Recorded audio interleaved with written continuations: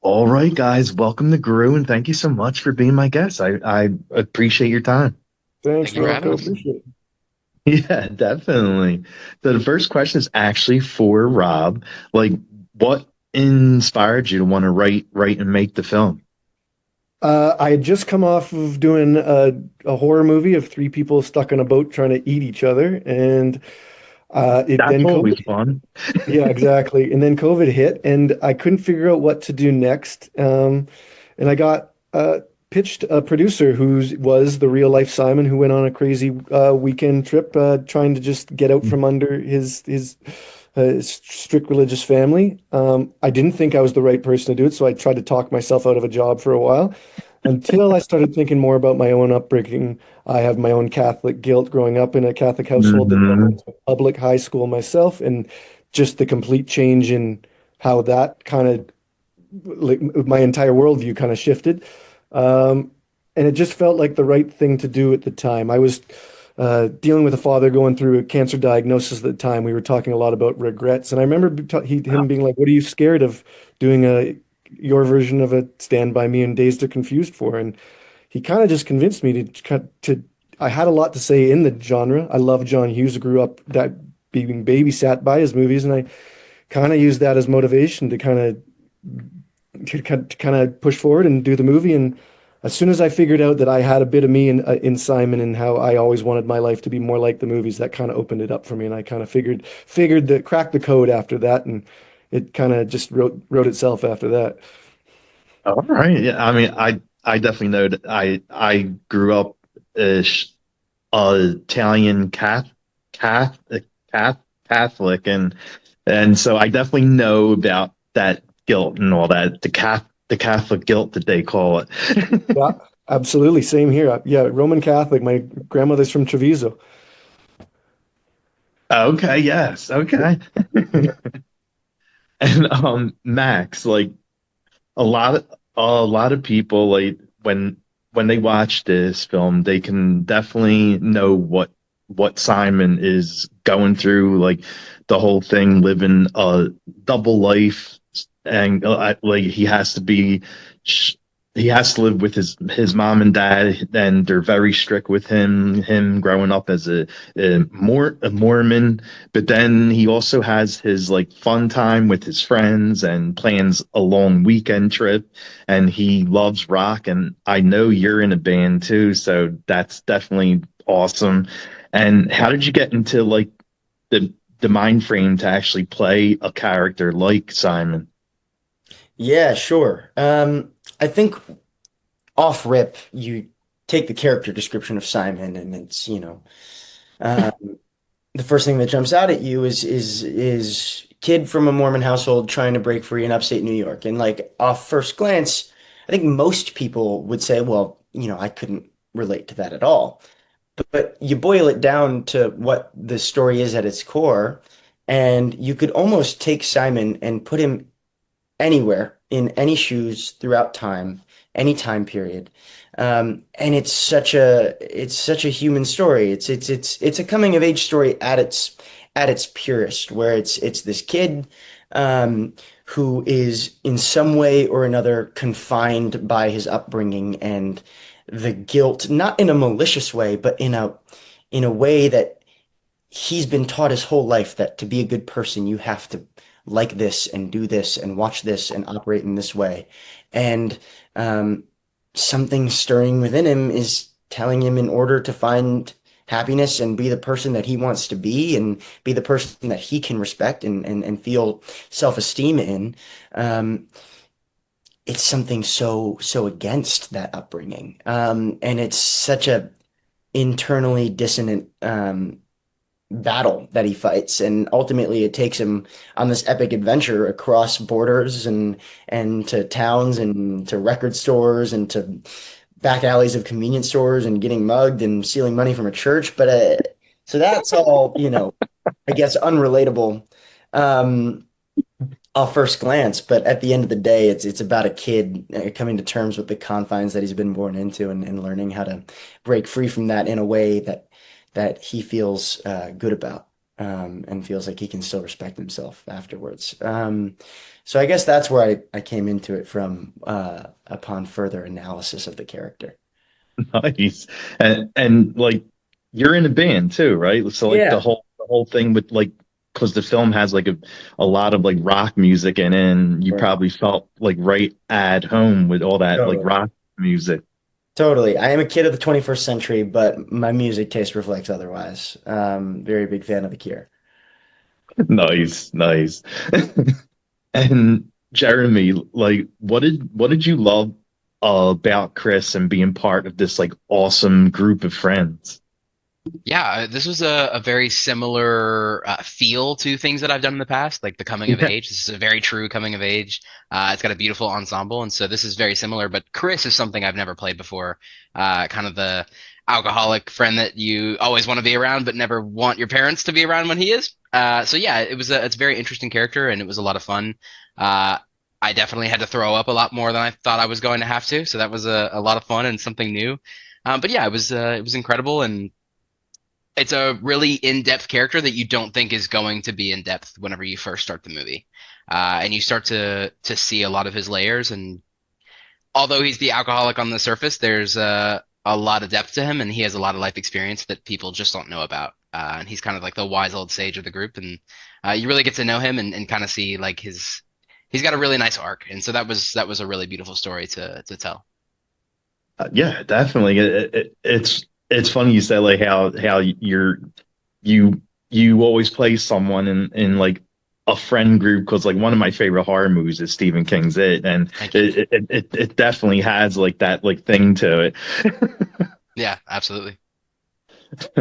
And Rob, like this movie definitely has like a great like rock song soundtrack. And how did you know the sound that you wanted for this film, like the score and the rock songs that you wanted to put in it? We approached it as, you know, Stranger Things was big. It continues to be big. We said, how are we going to make sure that we're not treading the same water? So part of my version of the 80s was going to be a lot less glossy, a lot dirtier, you know, tobacco soaked everything. We were approaching the grunge era. So it's bordering on getting a lot dirtier. It also fit the mold of these characters, all kind of being dissatisfied in the situations that they're in. So that bled from that into the costumes, and then into the soundtrack. It was very important when I was writing, when we were working with Natasha Dupree, who's our wonderful music supervisor, that we avoided synth. It was very much meant to be on the cusp of going 90s rock. So, you know, it all started with The Cure. Like as soon as we got In Between Days, that kind of was the linchpin for other bands to also become like, oh, these guys are for real. This is serious. And that allowed us to get a much bigger and broader soundtrack than we probably would have been able to get otherwise.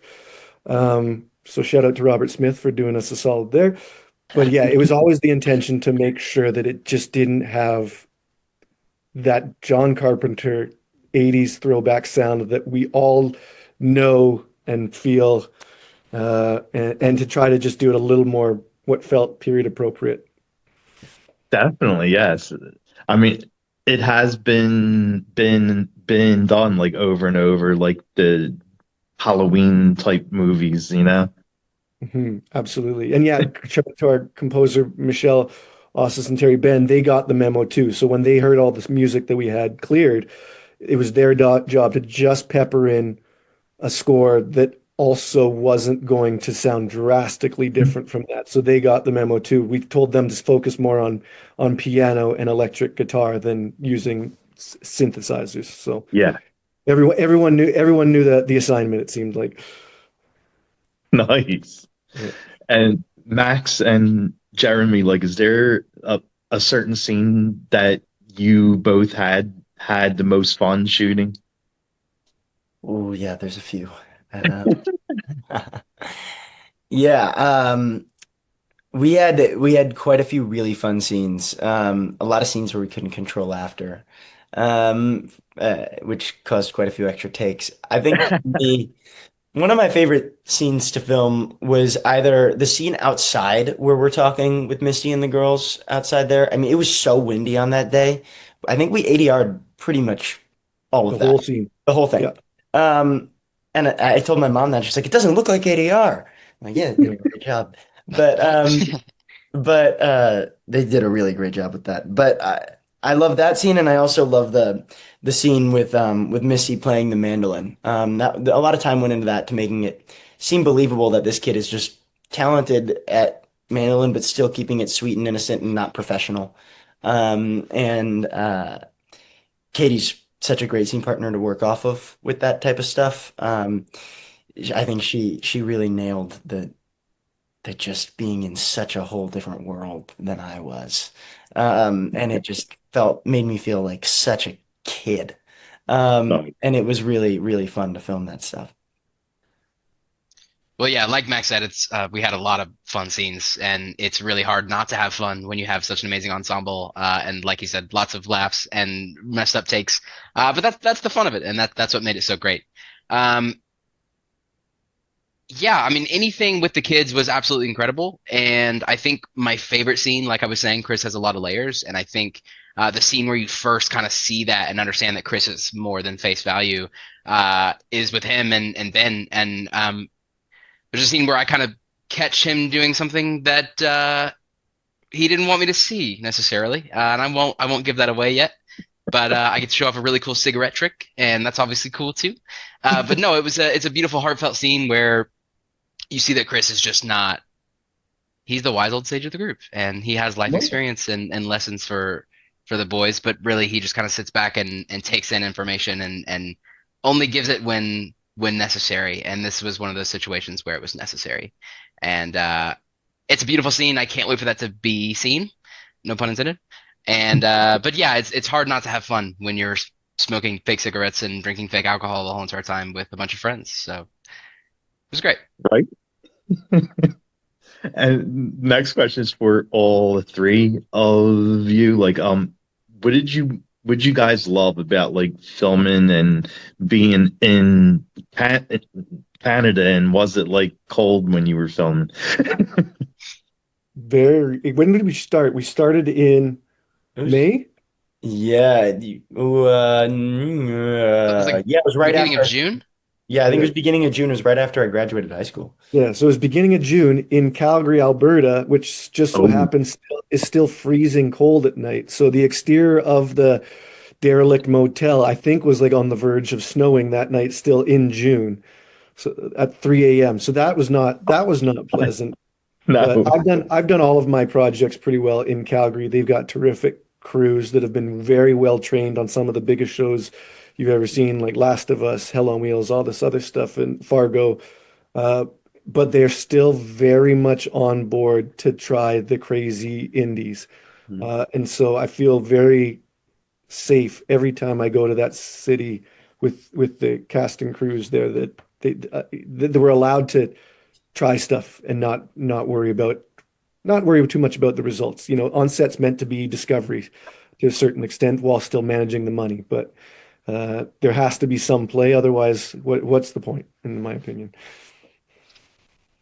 Yeah, I absolutely I loved filming in Calgary. It was my second time filming in Alberta, so I'm Oh, very familiar with how great the crews were. That wasn't surprising, but Calgary itself is such a cool city. It's like the no. Austin of Canada, it kind of feels like, but without all the tech and finance. So it's still got a really cool feel to it. Not the biggest city, and like Rob said, the crews are just so wildly talented. Like the film industry there is one that has a lot of big budget, massive tentpole features that go over there.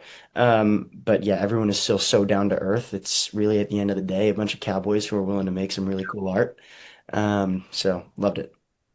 Yeah, it was Nice. incredible. The rodeo was going on while we were filming there too, which is Yeah. Oh, absolutely nice. awesome. Oh, that, I'm a Southern boy. I know Max loves that kind of stuff too, and so we were oh all kind yeah. of we were all really into that. So that was really awesome, kind of seeing They all all that come bought they through bought town. their cowboy boots and hats. Oh Yeah, yeah. Yeah. I still got my daily pair of boots is from Alberta Boot Co. in that's downtown. awesome. Oh, sweet. Yeah, I got a sweet pair of square toe gray leather. It's really great. Yeah. Yeah. And I mean, I don't know if it was like in season or not, but did you get a chance to go see the Flames play? Flames hockey? Uh, Oh, they would have been done at yeah, that point. Okay. I'm a Vancouver Canucks guy, so they're the enemy. yeah. But yeah, I'd go see a hockey game. My goal is to see a game in every arena. It's on the list. I just haven't done it because I think the Saddle Domes, they're talking about tearing down the Saddle Dome too. So it Oh, might have to be in a different arena. But yeah, they're a fun team. yeah. I'm a Hawks For sure. So I would have loved to make it out to see a hockey game. I grew up in the golden era of the Hawks, so Yeah. um, Oh, yeah. I'm a Taves is playing huge again. I'm a huge American football fan, but I think that hockey is the best live sport to watch. So if there was hockey to be watched, I would have Yeah. been there for sure. I'm a huge Michigan Tech fan. I grew Okay. up like partially in Michigan, partially in Tennessee, so that was a huge thing up there, obviously. So we go to a hockey game every chance that we get. Was that Detroit or was that Buffalo? Well, it's Michigan Tech, so it's in Hancock, Yeah, which is yeah, yeah, like right at the Upper Peninsula, the UP. yeah. You're from really far up north up there. Yeah, for sure. We're up there. It's yeah, my grandparents grew up there and they have a house up there, so that's kind of our vacation spot. Oh yeah, Either bud. in the perfect summer or the perfect winter. It depends Yeah. on which one you want, but they're both awesome. So, The Upers, bud. Very oh cool. yeah, bud. and I know we're coming up on our time. So the last thing I'll ask you guys is where can fans follow you three at, and also where to watch the film? I'll go first because you can't follow me anywheres. I'm of the older generation. I don't have any of the stuff. I get too anxious, but hopefully you can follow these two and the movie. I think it will be October 24th and theaters and VOD across North America. Yep. Yeah. Yeah, Check me out on Instagram. I guess it's just my name. So Maxwell Jenkins. yeah. Same here. Jeremy Ray Taylor on all platforms. So You got lucky. You didn't have to do like an O1 or underscore or anything. I'm Oh, also on yeah, Spotify. I am on Spotify. My band is on Spotify. Your Five. band's on Spotify. But yeah, we got some new music coming out. But Nice, nice. Your band is on social media too, right? yeah, the 529's music. That's the one. Awesome, man. Well, it was very nice meeting you guys. Thank you so much for doing this. Sweet. thank Thank you. you. Yeah, it was a pleasure, Rocco. Thank you.